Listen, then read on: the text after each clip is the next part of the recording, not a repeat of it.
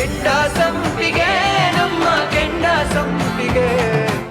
ಒಂದು ವೇಳೆ ಏನಾದ್ರೂ ಅಪ್ಪಿತಪ್ಪಿ ಕೊಟ್ರೆ ನನ್ನ ಆಸ್ತಿ ಒಳಗೆ ಒಂದು ಕವಡೆ ಕಾಸು ಕೊಡಲ್ಲ. ಅಪ್ಪ ಇಷ್ಟು ಚಿಕ್ಕ ವಿಷಯನ ಯಾಕೆ ದೊಡ್ಡದು ಮಾಡ್ತಿದ್ದೀರಾ? ಏನ್ರಿ MLA ಸಾಹೇಬ್ರೆ, ಅರ್ಧ ರಾತ್ರಿ ಆದ್ರೂ ನಿಮ್ಮ ತಂಗಿ ಹೊರಗಡೆ ಇರೋದು ನಿಮಗೆ ಸಣ್ಣ ವಿಷಯನಾ? ದೊಡ್ಡದ್ ಮಾಡ್ತಾ ಇದ್ದೀನಾ? ಸಾಹೇಬ್ರು ಯಾವ್ದು ಬೇಡ ಅಂತಾರೋ ಅದನ್ನೇ ಮಾಡ್ತೀನಲ್ಲ ನಾನು. ಸ್ಪಷ್ಟವಾಗಿ ಕೇಳಿಸ್ಕೊಳ್ಳಿ, ಈ ಮನೆ ಹೆಣ್ಮಕ್ಳು ಈ ಮಂತನದ ಘನತೆ ಗೌರವ ಉಳಿಸುವಂತ ಕೆಲಸ ಮಾಡ್ಬೇಕು. ನಮ್ಗೆ ಹೇಳಿಲ್ಲ ಅಂತ ತಿಳ್ಕೊಬೇಡ್ರು. ನೀವೆಲ್ಲ ಗುಂಡ್ರು ಗೋವಿ ತರ ಸುತ್ತೋದನ್ನು ಬಿಟ್ಬಿಡಿ. ಇನ್ನು ಮುಂದಕ್ಕೆ ಕಷ್ಟಪಟ್ಟು ಬೆವರು ಸುರಿಸಿ ದುಡಿದು ತಗೊಂಬಂದ್ ಮನೆಗಿಡ್ಬೇಕು. ಅಪ್ಪ ಕಷ್ಟಪಟ್ಟು ದುಡ್ದಿದ್ದ ದುಡ್ಡನ್ನ ತಗೊಂಡೋಗಿ ಸಿಕ್ದಂಗೆ ಖರ್ಚು ಮಾಡಿ ಮಜಾ ಮಾಡೋದಲ್ಲ. ಹುಷಾರ್ ಹೇಳಿರ್ತೀನಿ. ಮಾವ, ನಾನು ಜಾನ್ವಿ ಹತ್ರ ಮಾತಾಡ್ತೀನಿ. ಇನ್ನು ಮುಂದೆ ಅವಳು ಹಾಗೆ ನಡ್ಕೊಳ್ದಿರೋ ಹಾಗೆ ನಾನು ಅವಳಿಗೆ ಬುದ್ಧಿ ಹೇಳ್ತೀನಿ. ನೀನೀಗ ಹೇಳ್ದಲ್ಲ, ಆ ಮಾತನ್ನ ಸರಿಯಾದ ಸಮಯಕ್ಕೆ ಹೇಳಲಿಲ್ಲ ಕಣಮ್ಮ.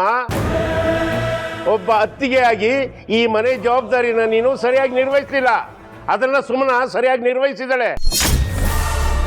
ಈ ಮಂತನದ ಮಾನ ಮರ್ಯಾದೆ ಎಲ್ಲ ಕಳೆಯೋದಕ್ಕೆ 10 ಹೆಜ್ಜೆ ನೀನು ಮುಂದಿದೀಯಾ, ತಿಳ್ಕೋ.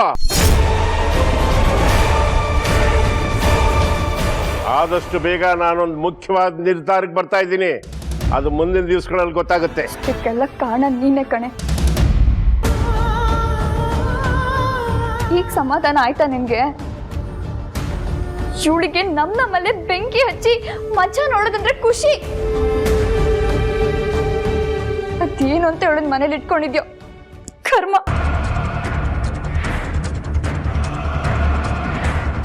ತೀರ್ಥ ನೋಡ್ದ ಏನು ಇದೆಲ್ಲ? ಈ ಮುಂಚೆ ಇಷ್ಟು ದೊಡ್ಡ ಗಲಾಟೆ ನಮ್ಮ ಮನೇಲಿ ಆಗಿತ್ತ? ಇವಳು ಬಂದ್ಮೇಲೆ ಇಷ್ಟೊಂದೆಲ್ಲ ಶುರು ಆಗಿತ್ತು. ನೋಡು, ನೀನೇ ಸ್ವಲ್ಪ ಕೂತ್ಕೊಂಡು ಶಾಂತವಾಗಿ ಯೋಚನೆ. ಸಾಹೇಬ್ರೆ, ನಾನು ಹೇಳ್ದಾಗ್ಲೇ ಜಾನ್ವಿನ್ ತಡೆದಿದ್ರೆ ಇಷ್ಟೆಲ್ಲ ಆಗ್ತಿರ್ಲಿಲ್ಲ ಅಲ್ವಾ?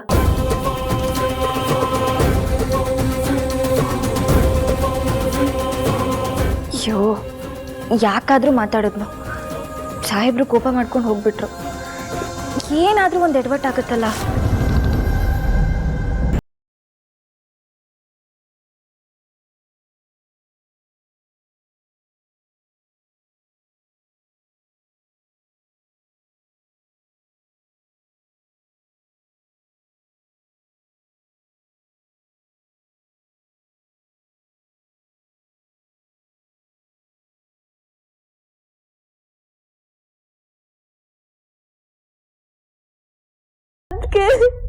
ನೀವೇ ನೋಡಿದ್ರಲ್ವ ನಂಗೆ ಎಷ್ಟು ಅವಮಾನ ಆಯ್ತು ಅಂತ.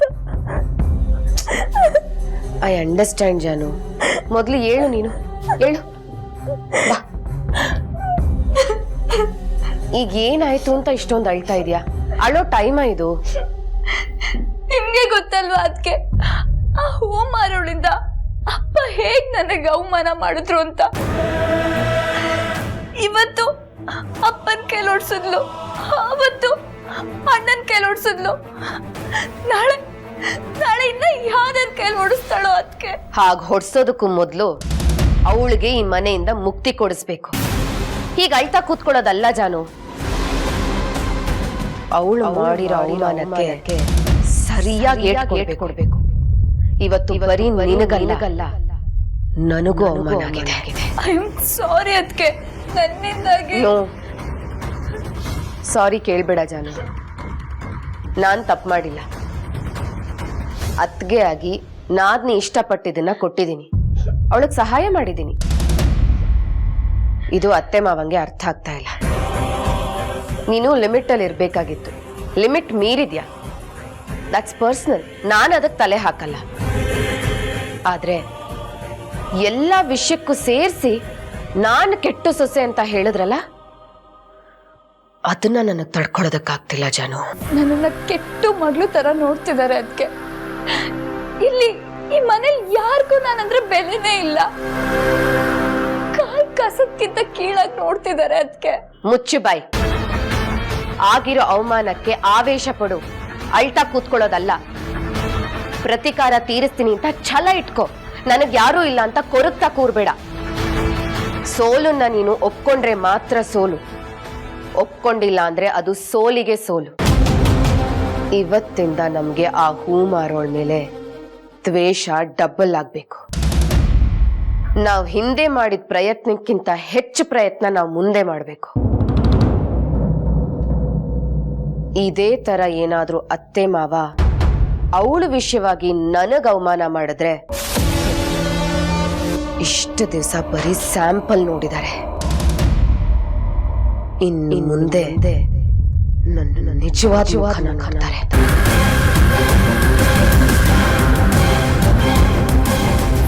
ಇಲ್ಲಿವರೆಗೂ ಬರೀ ಆ ಹೂ ಮಾರೋಳು ನನಗ್ ಶತ್ರುವಾಗಿದ್ಲು. ಇದೇ ತರ ಮುಂದುವರೆದ್ರೆ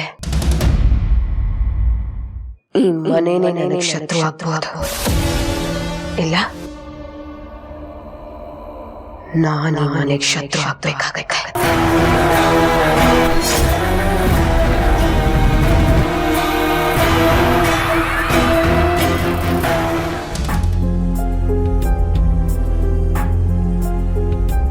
ರೀ, ಏನಾಯ್ತು? ಯಾಕೆ ಹೀಗೆ ಕೂತಿದ್ದೀರಾ? ಏನೂ ಇಲ್ಲ ಕಡೆ, ಮನೆಯವ್ರನ್ನೆಲ್ಲ ನೆನೆಸ್ಕೊಂಡ್ರೆ ತುಂಬಾ ಬೇಜಾರಾಗತ್ತೆ. ಸರಿ ಮಾಡಕ್ಕೆ ಅವಕಾಶ ಇದೆ ರೀ, ನೀವ್ ಯಾಕೆ ಚಿಂತೆ ಮಾಡ್ತೀರಾ? ಅದು ತನಗೆ ಮಗು ಆಗ್ತಾ ಇದೆ ಅಂತ ಗೊತ್ತಿದ್ದು ಸಹಿತ ಹಿಂಗ ತಿಂದ ಮಂಗನಂಗ ಆಡ್ತಾ ಇದ್ದಾನಲ್ಲ, ಅವನ್ ತಿದ್ದಕ್ಕಾಗತ್ತಾ? ಹಿರೇ ಮಗನಾಗಿ ಹುಟ್ಟಿ ಬೇಜವಾಬ್ದಾರಿಯಿಂದ ವರ್ತಿಸ್ತಾ ಇದ್ದಾನಲ್ಲ, ಅವನ್ ತಿದ್ದಕ್ಕಾಗತ್ತಾ? ರಾತ್ರಿ 3 ಗಂಟೆಗೆ ಕಂಟು ಪೂರ್ತಿ ಕುಡಿದು ಬರ್ತಾ ಇದ್ದಾನಲ್ಲ, ಏನು ಅವಳು ತಿದ್ದಕ್ಕಾಗತ್ತಾ? ರೀ, ನಿಮ್ ಮಾತಲ್ಲಿ ಸುಭಾಷ್ ಹೆಸರು ಬರ್ಲಿಲ್ಲ ಅಂದ್ರೆ ಸುಭಾಷ್ ಬದಲಾಗಿದ್ದಾನೆ ಅಂತ ತಾನೆ? ಇದನ್ನ ಬದಲಾಯಿಸಿರೋದು ಯಾರು? ನಮ್ಮ ಸುಮನ. ಈಗ ಅವಳ ಗಂಡನ್ನು ಬದಲಾಯಿಸ್ತಾ ಇದ್ದಾಳೆ. ಜಾಹ್ನವಿನ ದಾರಿಗೆ ತರ್ತೀನಿ ಅಂತ ಹೇಳಿದಾಳೆ. ಇನ್ನು ದೊಡ್ಡ ಮಗ ಸೊಸೆನ ನಾವೇ ತಿದ್ದಬೇಕಷ್ಟೆ. ಬಡ್ಕೊಂಡ್ರು ತಿದ್ದದಕ್ಕೆ ನಿನ್ ಸೊಸೆಯೇನೋ ತಯಾರಾಗಿದ್ದಾಳೆ ಕಣೆ, ಆದ್ರೆ ತಿಳ್ಕೊಳ್ಳೋದಕ್ಕೆ ಇವ್ರು ತಯಾರಾಗಿಲ್ವಲ್ಲ. ಅಷ್ಟಕ್ಕೂ ಅವಳಿಗೆ ನಾವು ಈ ಮನೆ ಒಳಗೆ ಏನ್ ಸ್ಥಾನಮಾನ ಕೊಟ್ಟಿದ್ದೀವಿ ಯೋಚನೆ ಮಾಡು. ಅವಳನ್ನ ತೀರ್ಥ ಯಾವಾಗ ಬೇಕಾದ್ರೂ ಮನೆ ಬಿಟ್ಟು ಆಚೆ ಹಾಕ್ಬೋದು ಕಣೆ. ಅವಳಿಗೆ ಬೆಲೆ ಕೊಡ್ತಾರ ಇವರು? ಅವಳ ಮಾತಿಗೆ ಬೆಲೆ ಕೊಡ್ತಾರ? ಅವಳ ಮಾತಿಗೆ ಬೆಲೆ ಇರೋ ಹಾಗೆ ಮಾಡ್ಬೇಕಾಗಿರೋದು ನೀವು ಸುಮನನ್ ಪರವಾಗಿ ನಿಲ್ಬೇಕು. ಹಂಗೇನಾದ್ರೂ ಮಾಡಿದೆ ಅಂತ ಇಟ್ಕೋ ಪದ್ಮ, ಇವ್ರು ಸುಮ್ಮನೆ ಇರ್ತಾರ? ಮನೇನ ಕುರುಕ್ಷೇತ್ರ ಮಾಡ್ಬಿಡ್ತಾರೆ, ಕುರುಕ್ಷೇತ್ರನ. ಮತ್ತೀಗ ಏನ್ ಮಾಡೋದು ಅಂತೀರಾ? ಈ ಮನೆಯಲ್ಲಿ ನಿನ್ನ 2ನೇ ಸೊಸೆಗೆ ಸರಿಯಾದ ಸ್ಥಾನಮಾನ ಸಿಗಬೇಕು ಅನ್ನಂಗಿದ್ರೆ ನಾನು ಒಂದು ಪರೀಕ್ಷೆ ಒಡ್ಲೇಬೇಕು. ಅದರಲ್ಲಿ ಅವಳು ಗೆಲ್ಲಬೇಕು. ಗೆದ್ದಾಗ ಮಾತ್ರ ನೀನು ಹೇಳಿದ ಸಾಧ್ಯ ಆಗೋದು. ಮತ್ತೆ ಪರೀಕ್ಷೆ ಬೇಗ ಮುಗಿಸಿ ರಿಸಲ್ಟ್ ಹೇಳಿ. ರಿಸಲ್ಟ್ ಕೊಡೋದು ದೊಡ್ಡ ಮಾತಲ್ಲ ಕಣೆ. ನೋಡು, ಈ ಮನೇಲಿ ಯಾರ್ದು ತಂಟೆ ತಕರಾರು ಇರಬಾರ್ದು ಅಂತ ಪರೀಕ್ಷೆ ಕೊಡ್ಬೇಕು ನಾನು. ಮತ್ಯಾವ ಪರೀಕ್ಷೆ ಮಾಡ್ತೀರಿ? ನಾನು ವಿಲ್ ಮಾಡಬೇಕು ಅಂತ. ಯಾಕ್ರಿ ಇಂಥ ಆಲೋಚನೆ? ಮೊದಲೇ ನಮ್ಗೆ ಈ ಮನೆಯಲ್ಲಿ ಮಕ್ಕಳು ಮರ್ಯಾದೆ ಕೊಡ್ತಾ ಇಲ್ಲ, ಇನ್ನು ವಿಲ್ಲು ಗಿಲ್ಲು ಅಂತ ಮಾಡಿದ್ರೆ ನಮ್ಮನ್ನ ಹುರಿದು ಮುಖ ಹಾಕ್ಬಿಡ್ತಾರಷ್ಟೇ. ನಾವಿರೋವರೆಗೂ ಈ ವಿಲ್ಲು ಗಿಲ್ಲು ಏನು ಬೇಡ. ಅದು ವಿಲ್ ಮಾಡೋದ್ರಿಂದ ಯಾರ ಮನಸ್ಸಲ್ಲಿ ಏನಿದೆ ಅನ್ನೋದನ್ನ ಚೆನ್ನಾಗಿ ತಿಳ್ಕೋಬಹುದು.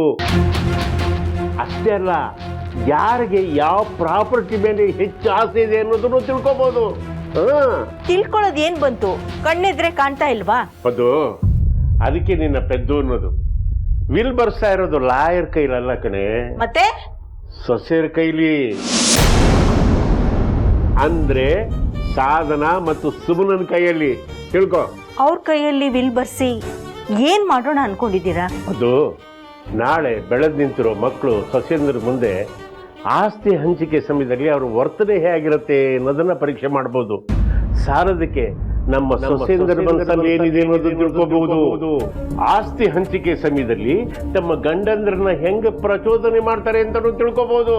ಸುಮನ ಅಂತವಳಲ್ಲ, ಆದ್ರೆ ಆಸ್ತಿಗೋಸ್ಕರ ಸಾಧನ ಖ್ಯಾತೆ ತೆಗಿಬಹುದು. ಅದು ಸುಮ್ಮನೆ ನಾನು ಹೇಳ್ದಾಗ ಮಾಡು, ಮರಿಬೇಡ. ನಾಳೆನೇ ಈ ಕೆಲಸ ಆಗ್ಬೇಕು. ಮರೆಯೋದೇನಿದ್ರು ನಿಮ್ ಕೆಲ್ಸ. ಗೊತ್ತು ಬಿಡು. ಸಾಧನನಿಗೆ ನೀವೇ ಹೇಳಿ.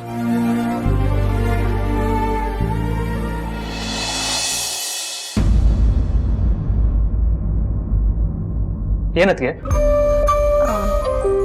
ಸುಭಾಷ್, ನನ್ನ ಕ್ಷಮಿಸ್ಬಿಡಿ ಅಂತ ಒಂದು ಪೇಪರಲ್ಲಿ ಬರ್ದು ಕೊಡ್ತೀಯಾ? ಕ್ಷಮಿಸು ಅಂತನಾ? ಯಾಕತ್ಗೆ? ಇನ್ಯಾಕೆ? ನಿಮ್ಮ ಅಣ್ಣ ನನ್ನ ಮೇಲೆ ಕೋಪ ಮಾಡ್ಕೊಂಡಿದ್ದಾರೆ, ಅದನ್ನ ಹೇಗಾದ್ರೂ ಮಾಡಿ ತಣ್ಣಗೆ ಮಾಡ್ಬೇಕಲ್ಲ, ಅದಕ್ಕೆ. ಯಾಕೆ? ಇನ್ಯಾಕೆ? ಜಾನ್ವಿ ವಿಷಯದಲ್ಲಿ ಮಾವ ಎಲ್ರ ಮೇಲೂ ರೇಗಾಡಿದ್ರಲ್ಲ, ಅದಕ್ಕೆ. ಅಲ್ಲ, ಅದಕ್ಕೆ ಪೇಪರ್ಸ್ ತಗೊಂಡು ಏನ್ ಮಾಡ್ತೀರಾ? ಸಾಹೇಬ್ರ ಹತ್ರ ಅದನ್ನ ಕೊಟ್ಟು ಕ್ಷಮೆ ಕೇಳೋದಕ್ಕೆ. ಯಾಕೆ ಸುಭಾಷ್ ನಗ್ತಿದ್ಯಾ? ಏನಿಲ್ಲ ಅದಕ್ಕೆ, ನೀವು ಇನ್ಯಾಕೆ ಅಂತ ಎಷ್ಟು ಕ್ಯೂಟಾಗಿ ಹೇಳ್ತಿದ್ದೀರಲ್ಲ, ಅದಕ್ಕೆ ನಗು ಬಂತು. ಸರಿ, ಅದು ಹೇಗಾದ್ರೂ ಇರ್ಲಿ, ನೀನ್ ಬರ್ಕೊಡು.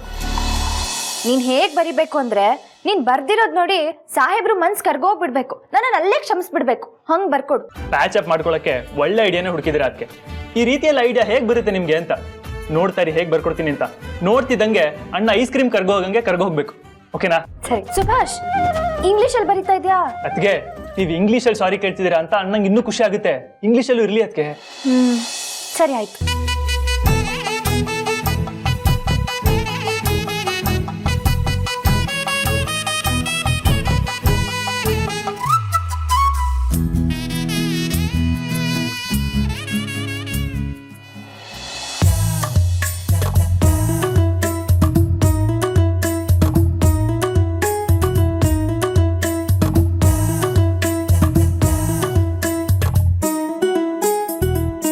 ಸಾಕಾ? ತುಂಬಾ ಚೆನ್ನಾಗಿ ಬರ್ದಿದ್ಯಾ ಸುಭಾಷ್. ಸರಿ ಸರಿ, ಈಗ ಸಾಹೇಬ್ರು ಬರೋ ಹೊತ್ತಾಯ್ತು, ನಾನು ಕೆಳಗಡೆ ಹೋಗಿ ಕಾಯ್ತಿರ್ತೀನಿ, ನೀನ್ ಮಲ್ಕೋ. ಹಾ, ಏನದ್ಕೆ ನೀವು ಎಲ್ಲರನ್ನೂ ಕಾಯೋದೇ ಆಯ್ತಲ್ಲ. ಓದ್ ಜನದಲ್ಲಿ ಏನಾದ್ರು ದ್ವಾರಪಾಲಕರಾಗಿದ್ರಾ? ಸುಭಾಷ್, ಅದೆಲ್ಲ ನಂಗೆ ಗೊತ್ತಿಲ್ಲ. ನಾನೀಗ ಸಾಹೇಬ್ರು ನೋಡ್ಬೇಕು, ಇದನ್ನ ಅವ್ರಿಗೆ ಕೊಡ್ಬೇಕು ಅಷ್ಟೇ. ಬರ್ತೀನಿ ಸುಭಾಷ್. ಸುಭಾಷ್, ಹಾ, ಥ್ಯಾಂಕ್ಸು. ವೆಲ್ಕಮ್. ಹಾ, ವೆಲ್ಕಮ್ ವೆಲ್ಕಮ್.